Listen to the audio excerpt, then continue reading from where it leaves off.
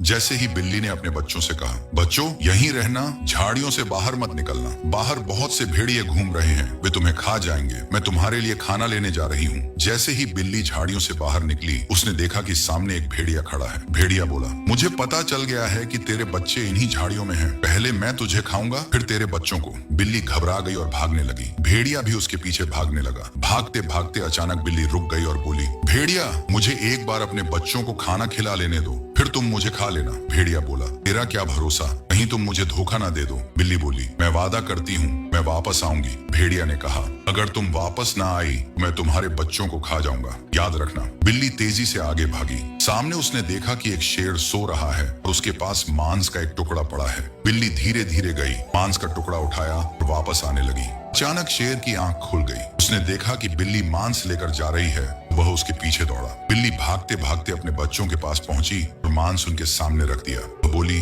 मांस खा लो, आज के बाद खाना लेने खुद जाया करोगे। बच्चे ने रोते हुए कहा, माँ भी तो आप खाना लेकर आई हो, अब कहाँ जा रही हो? बिल्ली ने आंसुओं के साथ कहा, हमेशा के लिए जा रही हूँ। बच्चे बोले, हाँ मैं छोड़कर मत जाओ। शेर छिपकर यह सब बातें सुन रहा था। बिल्ली अपना वादा पूरा करने के लिए वापस भेड़िया के पास पहुंची और बोली, तो वापस आ गई हूँ।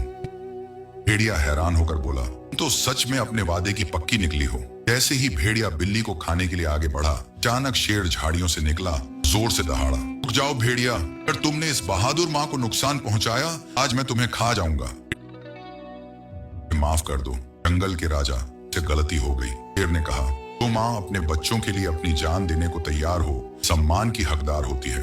शर्मिंदा होकर वहां से भाग गया। शेर ने बिल्ली से कहा, सच में बहादुर और सच्ची हो, बच्चों के पास वापस जाओ, जब तक मैं इस जंगल में हूँ तुम्हें नुकसान नहीं पहुंचाएगा। बिल्ली खुशी और कृतज्ञता के साथ अपने बच्चों के पास वापस गई। बच्चे दौड़कर उसे लिपट गए।